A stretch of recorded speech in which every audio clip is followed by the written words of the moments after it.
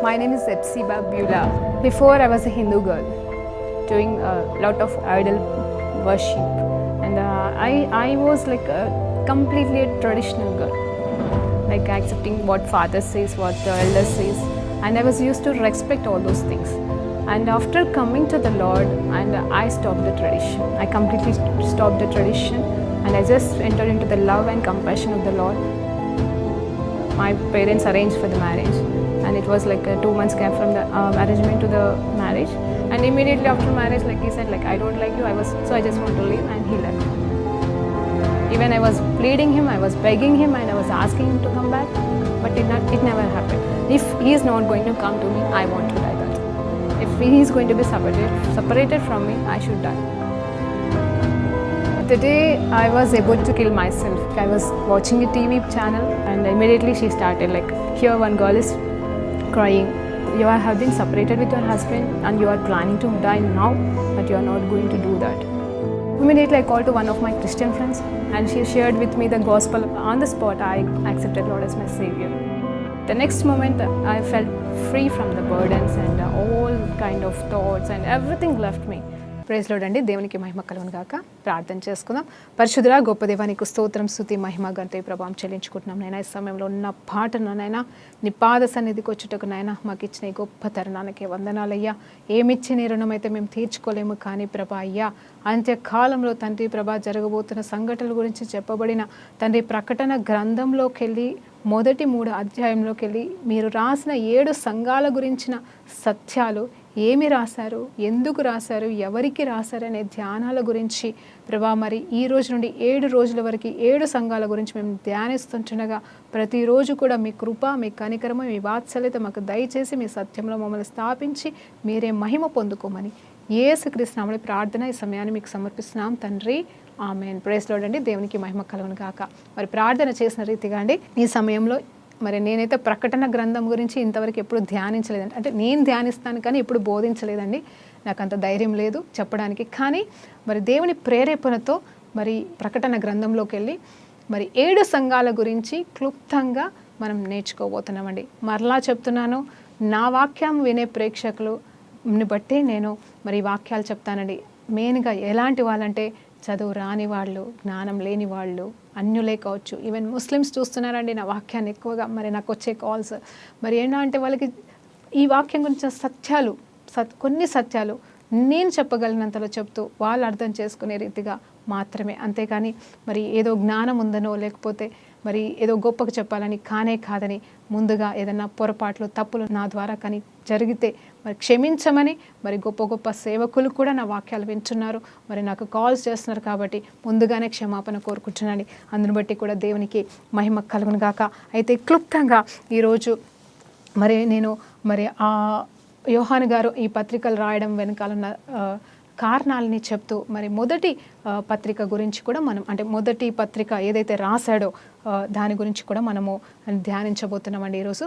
మొదటి సంఘానికి రాసిన పత్రికని అలాగే మరి ఇంట్రొడక్షన్ని కూడా మనం ధ్యానించబోతున్నాం. అందుని బట్టి దేవునికి మహిమ కలుగును గాక.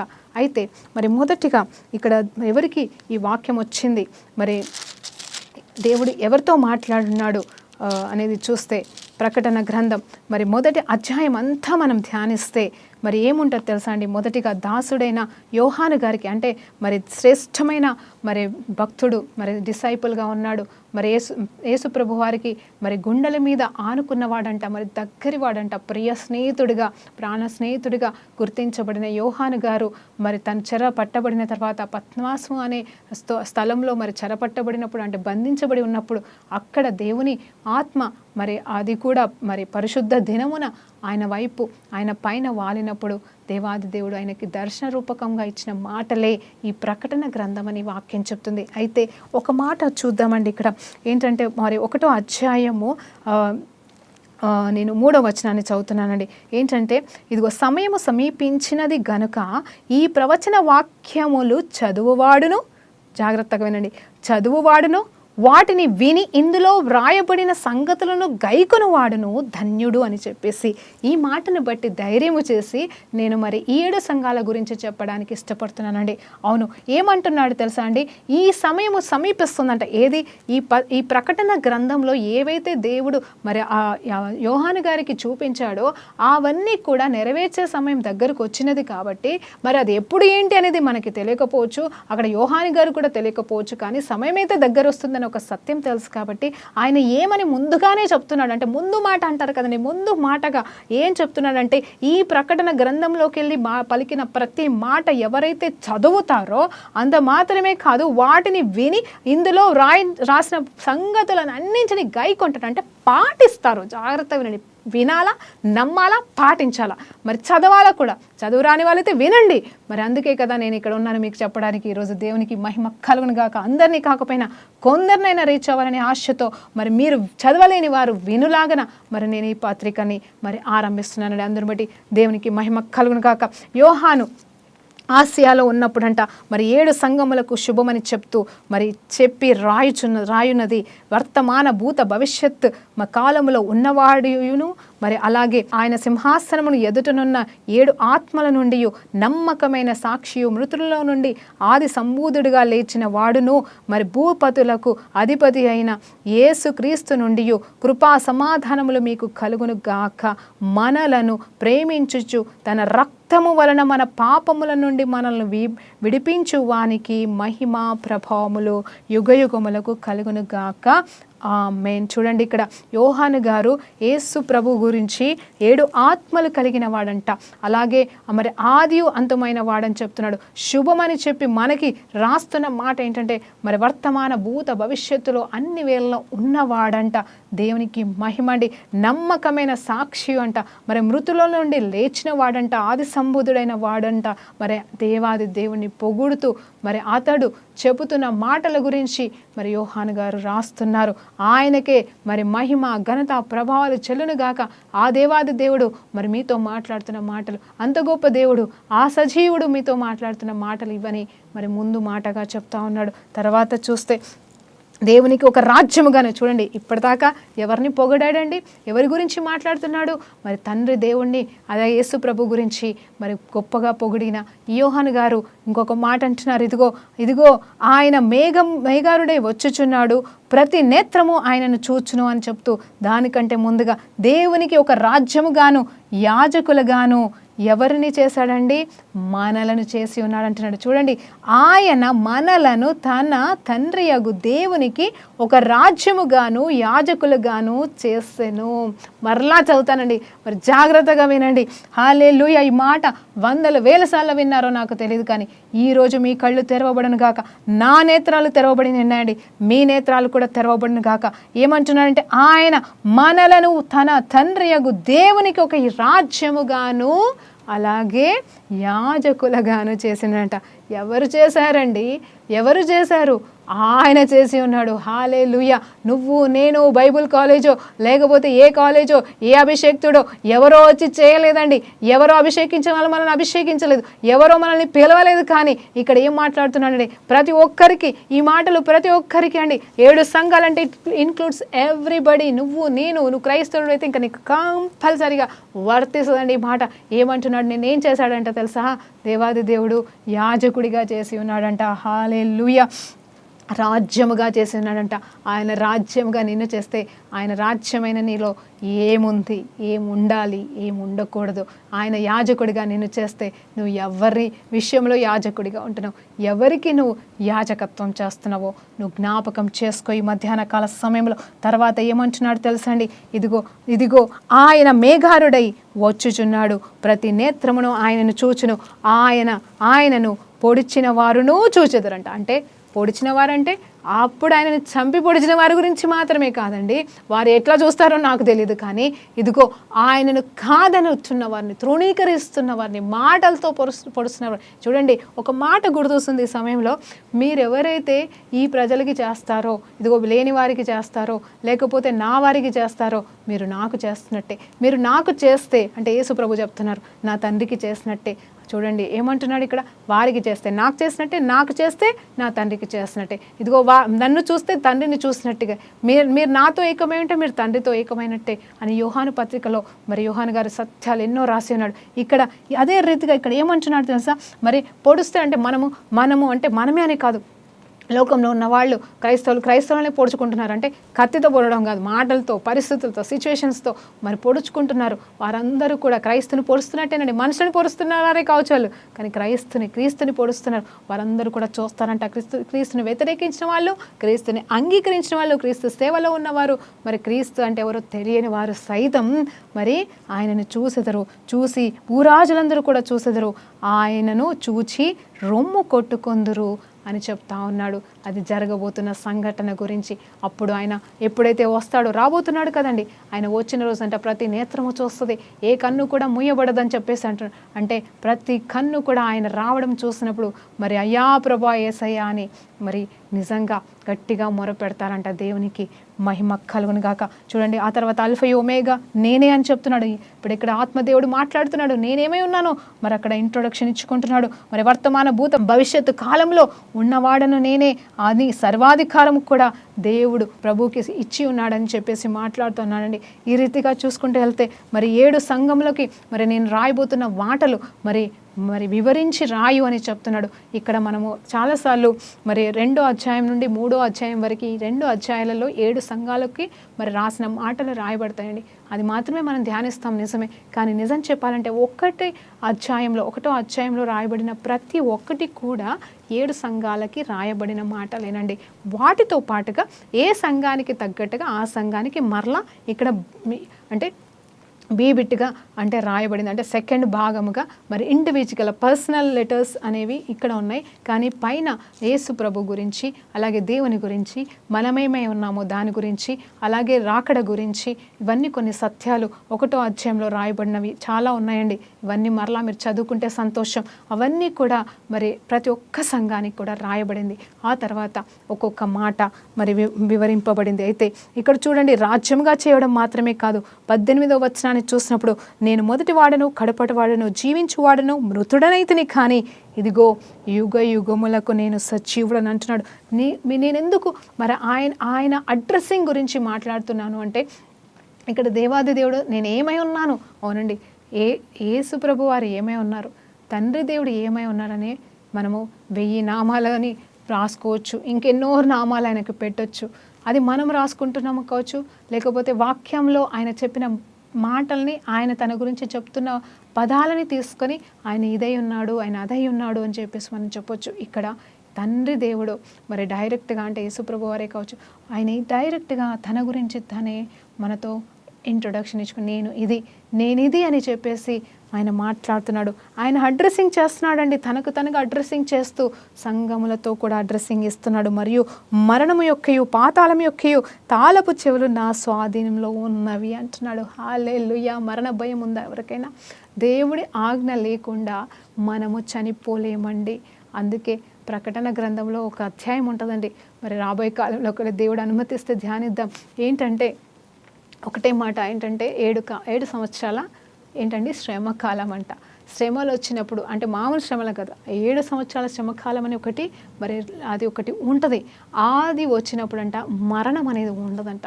అంటే శ్రమల పాలవుతున్న వాళ్ళు, ఇబ్బందులు ఇరుకులు పాలవుతున్న వాళ్ళు తట్టుకోలేక చచ్చిపోవాలని నిర్ణయం తీసుకుంటాం కదండి మామూలుగా జనరల్గా చూస్తే. అయితే ఆ సమయంలో మరణం అనేది ఉండదంట. ఇంకా అంటే మరణించే వాళ్ళు ఉండరు, మరణం తలుపులు వేయబడతాయి. కాబట్టి 7 సంవత్సరాలు నువ్వు ఎంత అనుభవించినా, నువ్వు లాస్ట్కు బిల్డింగ్ మీద 10 అంతస్తులు 20 అంతస్తుల బిల్డింగ్లోకి వెళ్ళి దూకినా నీ కాళ్ళు చేతులు ఇరుగుతాయేమో, కానీ నీ ప్రాణం మాత్రం పోదంట. అంటే ఇంకా నరకం అనుభవిస్తావు, ఇంకా దెబ్బలతో ఆత్మహత్య చేసుకోవడానికి ఛాన్స్ లేదు, చనిపోవడానికి ఛాన్స్ లేదు. దేవుడు మరణాన్ని అనుమతించడు. కాబట్టి భయంకరమైన శ్రమ దినాలంటండి. అది రాకుండా తప్పించబడితే బాగుండని నేను కోరుకుంటున్నాను. అది ఏదైనాను ఇక్కడ మరణము యొక్క అధికారం అంతా కూడా ఎవరు తీసుకున్నారు తెలుసా అండి?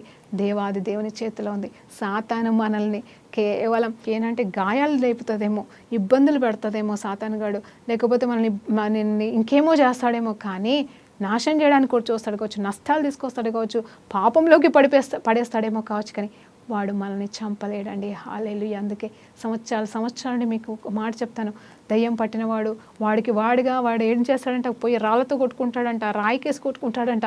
అదంతా చేసేదోడు సాతాను చేస్తున్నాడు. సాతాను చేస్తున్నాడు వల్ల దెబ్బలు తగులుతుంది, కానీ అంత దెబ్బలు మామూలు వ్యక్తికి తగిలితే చచ్చిపోతారండి. కానీ చనిపోవట్లేదు, ఎందుకంటే సాతానికి మరణం అధికారం ఇవ్వలేదండి. అది అది అది యాక్చువల్గా నిజం. ఇది కేవలం మరణం అనేది కేవలం దేవుని చేతిలో ఉంది. జీవం ఆయన పుట్టుక ఆయన చేతిలో ఉంది, మరణం ఆయన చేతిలో ఉంది. ఎందుకంటే ఆయన ఎప్పుడైతే సిలువ అంటే ముందే కావచ్చు, తర్వాత మరి ముఖ్యంగా సిలువ వేయబడిన తర్వాత తాళపు చెవులు, పాతాళం యొక్క తాళపు చేతులు అనేది తీసుకున్నాడు.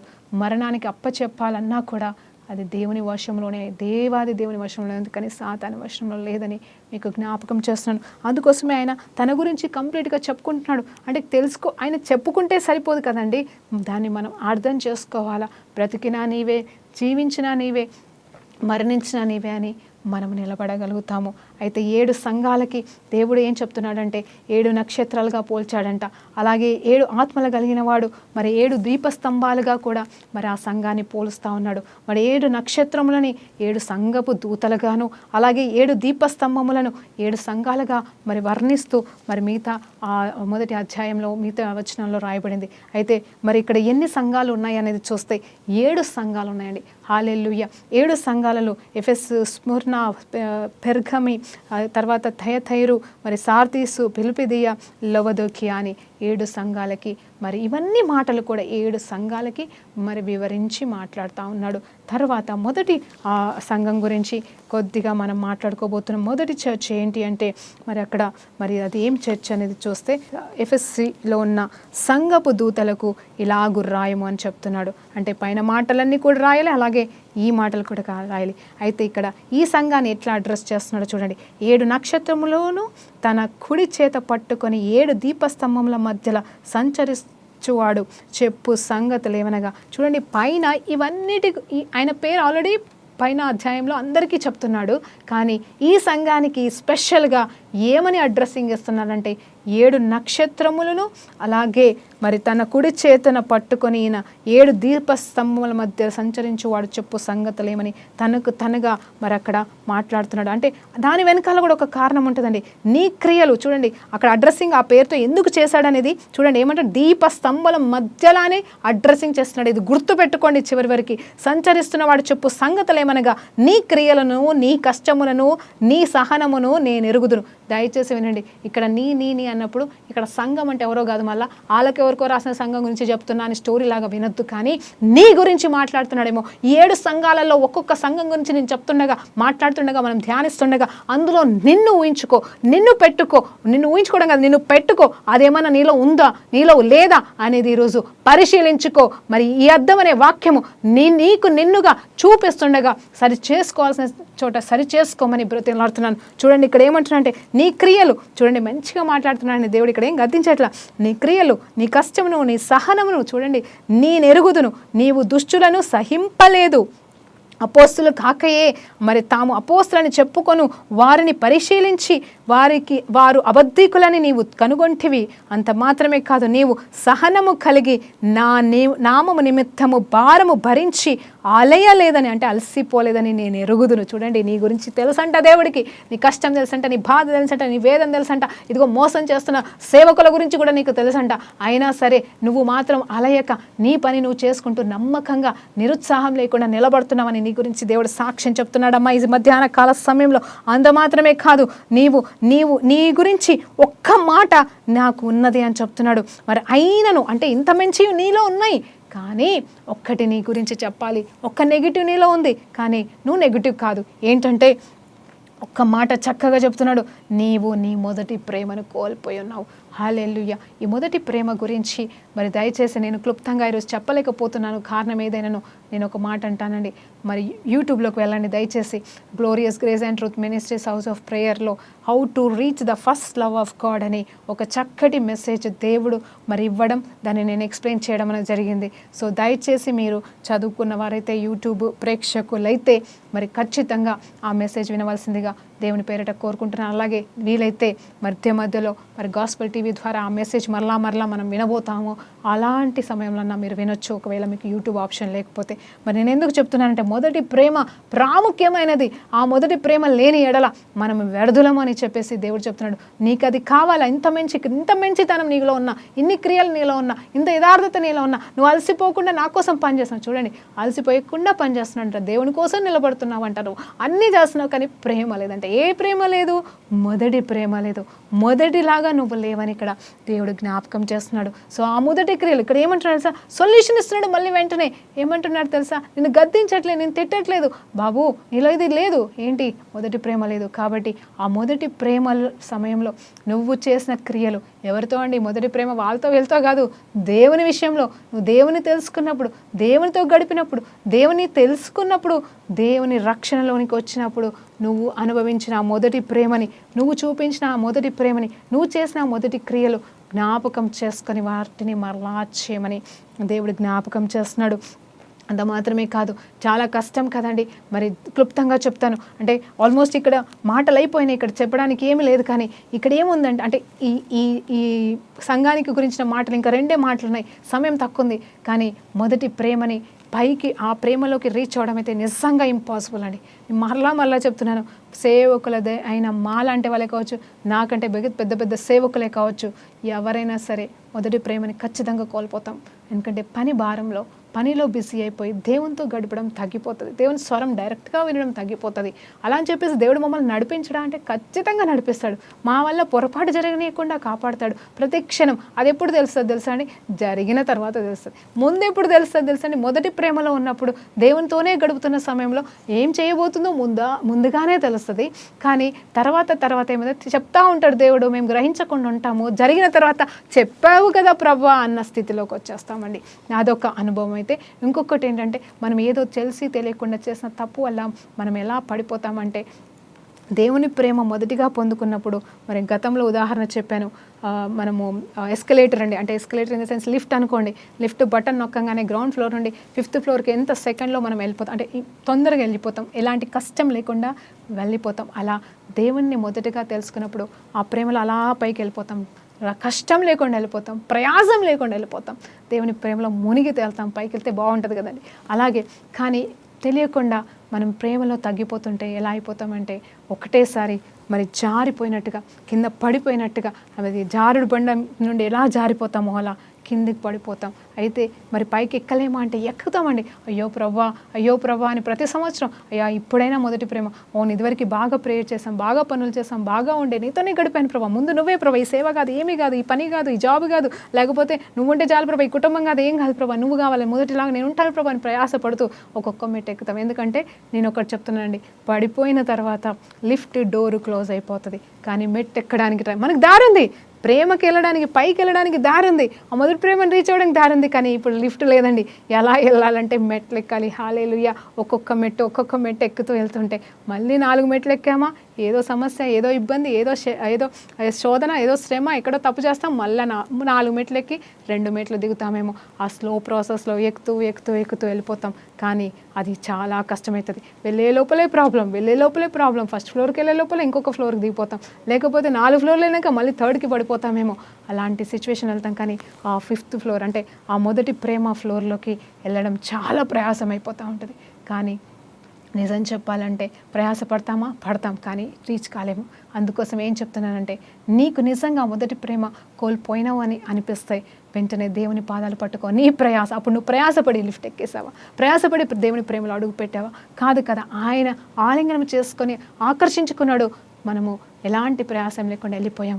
ఇప్పుడు కూడా ప్రయాసం చేసినా వెళ్ళలేకపోతున్నామని నీకు నాకు అర్థమైంది కదండి. మొదటి ప్రేమకి వెళ్ళాలి, అందరం వెళ్ళాలి, కానీ ఎలా వెళ్ళాలో తెలియట్లేదు. వెళ్తున్నాం, ప్రయత్నం చేస్తున్నాం, కానీ ప్రయాస పడకుండా దేవా క్షమించు ప్రభు అని ప్రార్థన చేస్తే ఆ లిఫ్ట్ ద్వారం తెరవబడుతుంది, మనం ఆ బటన్ ఆన్ అవుతుంది, పైకి వెళ్ళిపోతామండి. దానిలో ఎలాంటి అనుభవం ఉంటుందో అనేది నేను అనుభవించాను కాబట్టి నేను చెప్తున్నాను. ఆ ప్రేమ మనకు కావాలి, ఆ రుచి మనకి మరలా కావాలి. అందుకే అంటున్నాడు, నువ్వేం చెప్తున్నాడు చూడండి, ముగింపులోకి వస్తున్నాడు. నీవు ఏ స్థితిలో నుండి పడితివో, హల్లెలూయా, జాగ్రత్తగా వినండి. నేను నిజంగా చెప్తున్నాను, ఈ మొదటి ప్రేమ గురించి ధ్యానించినప్పుడు ఎన్నో ఉదాహరణలు దేవుడిచ్చాడు, కానీ ఈ లిఫ్ట్ ఉదాహరణ ఇచ్చినప్పుడైతే నేను ఆశ్చర్యపడిపోయాను. పడితేవో అది జ్ఞాపకం చేసుకొని మారు మనసు పొంది, చూడండి ఏం కావాలంట, మారు మనసు. గతంలో రిపెంటెన్స్ గురించి మాట్లాడినప్పుడు ఇది మీకు చెప్పాను కదండి, మారు మనసు పొంది మరలా మొదటి స్థితికి రా, అప్పుడు ఏమవుతుందంటే ఆ మొదటి క్రియలు మాత్రము నువ్వు చెయ్యి అంటున్నాడు. అట్లు నీవు చేసి మారు మనసు పొందితేనే సరి, జాగ్రత్త, లేని ఎడల నేను నీ యొద్దకు వచ్చి ఏం తీసేస్తాడంట, నీ దీపస్తంభమును దాని చోట నుండి నేను తొలగిస్తాను. ఈయన ఏమన్నాడు, దీపస్తంభముల మధ్యలో సంచరిస్తున్న వాడని అడ్రస్సింగ్ చేస్తున్న ఈ దేవాది దేవుడు ఇక్కడ ఏమంటున్నాడు తెలుసా, నీ దగ్గర దీపస్తంభం ఉంది. దీపస్తంభం అంటే ఏంటి తెలుసా అండి, నువ్వు ఒక సంఘము, ఆ సంఘం ఎవరో కాదు, మళ్ళీ నువ్వే. మరి నీ దీపస్తంభము నిన్నే నేను తొలగిస్తానని దేవుడు చెప్తున్నాడు. ఎవరు మనల్ని తొలగిస్తాడంటే ఎక్కడి నుండి, దాని చోటు నుండి, అంటే దేవుని సన్నిధి నుండి, దేవుని ప్రసన్నత నుండి, దేవుడిచ్చిన యోగ్యత అర్హత నుండి నేను తొలగిస్తాను అంటున్నాడు. అది మనకు అవసరం లేదు. ప్రయాసపడి మెట్లు అన్నీ ఎక్కుదాం, అంతవరకు బాగుంది కనీసం, లేదా డైరెక్ట్ ప్రభా క్షమించమని మరి చేయగలనంత చేసేసి ఆ మారు మనసు కంప్లీట్గా పొందుకొని ఇంకా ఎందువల్ల మనం పడిపోయాం, ఆ పడిపోయే పరిస్థితి అవునండి, పడిపోయి అలసిపోయిన క్రైస్తవులారా, సేవకులారా, పడిపోవడం ఆపేద్దాము, లేద్దామండి. ఇంకా పడిపోయి లేవడంతో మన జీవితాలు ఆరిపోతున్నాయి. కానీ ఇక అలా ఉండకుండా లేచి నిలబడే ఉందాం ఎజ్జికేల్లాగా, ఆ అభిషేకం పొందుకొని దేవునికి మహిమ కలుగును గాక. ఆ రీతిగా మన దీపస్తంభాన్ని తొలగనివ్వకుండా మొదటి ప్రేమలో జీవించమంటున్నాడు. క్రియల కంటే కూడా మొదటి ప్రేమని ఆశిస్తున్నాడు. ఈ మొదటి సంఘం ఎఫెసు సంఘంలోకి వెళ్ళి నీ దగ్గరికి వెళ్ళి దేవునికి మహిమ. అయితే ఈ ఒక్కటి నీలో ఉన్నది, నికోలియాలతో క్రియలు నీవు ద్వేషించుచున్నావు, నేను కూడా వీటిని ద్వేషించుచున్నాను. చెవి కలిగిన వాడు ఆత్మ సంగములతో చెప్పుచున్న మాట వినును గాక.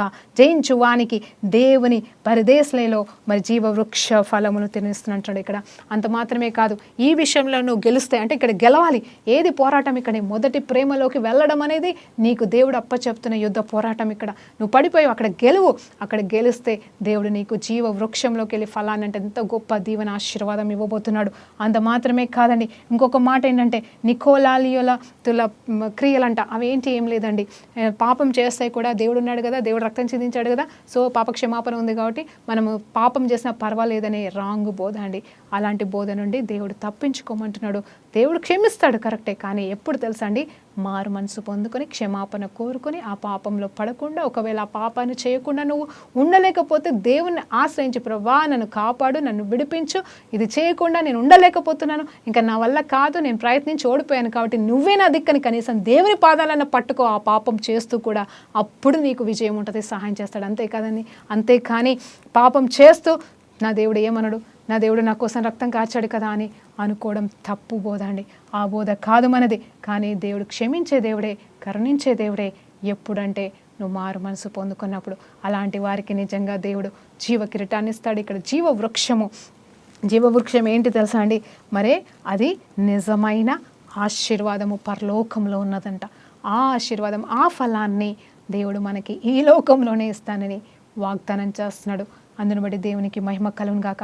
ఈ మొదటి సంఘం గురించి అయితే నేను క్లుప్తంగా చెప్పి ఉన్నాను, మరలా చెప్పబోతున్నాను. మరి రేపటి నుండి కూడా మీరు జాగ్రత్తగా వినాలని, మరి కంటిన్యూస్గా సిరీస్ లాగా 7 సంఘాల గురించి మనం నేర్చుకోబోతున్నాం. మిస్ అవ్వద్దు, మరి ప్రతిరోజు చూడండి. అంత మాత్రమే కాదు, యూట్యూబ్లో కూడా తర్వాత అప్లోడ్ చేయబడుతుంది. క్లుప్తంగా చెప్తున్నానండి, ఉన్నట్టుగా నేను బోధిస్తున్నాను. కాబట్టి దేవుడు మనకి నిజమైన రక్షణ కార్యములు అంతరంగంలో జరిగించను గాక. ఎందుకంటే మొదటి వచనంలో మనం ధ్యానించాం కదండి, ఏమంటున్నాడు అక్కడ, దీన్ని విని పాటించినవాడు, చదివి పాటించేవాడు ధన్యుడు, పాటించాలి, సమయం దగ్గర వస్తుంది అని చెప్తున్నాడు. మనం ఆయన ఆజ్ఞకి లోబడదాం. ప్రార్థనతో ముగించుకుందాం. పరిశుద్ధుడా గొప్ప దేవానికి స్తోత్రమయ్యా. ఈ రోజు నుండి ప్రారంభం అవుతున్న ఈ 7 సంఘాల గురించిన సత్యాలు మేము నేర్చుకుంటుండగా అయ్యా నాతో మాట్లాడండి ఎస్సయ్యా. ఈరోజు మొదటి సంఘం గురించి మేము నేర్చుకున్న మాటల్లో ప్రభా అయ్యా, ఈ సత్యాలు మమ్మల్ని ప్రభానైనా బలముతో నింపి, సత్యంతో నింపి, మరి ముఖ్యంగా నీ మొదటి ప్రేమలోకి మమ్మల్ని నడిపించమని అయ్యా. మా వల్ల కాదు ప్రభా, ఇదిగో మేము చేతులు జోడించి నీ సహాయ స్థితిలో ఉన్నాం తండ్రి. మా శక్తి సరిపోవట్లేదయ్యా, మీరే మరొక్కసారి మమ్మల్ని ఆ మొదటి ప్రేమలోకి లాక్కెళ్ళమని బ్రతిమలాడుతూ యేసుక్రీస్తు నామములో మమ్మల్ని మా జీవితాలను మీకు సమర్పిస్తున్నాం తండ్రి. ఆమేన్. ప్రైజ్ లార్డ్ అండి. దేవునికి మహిమ కలుగును గాక.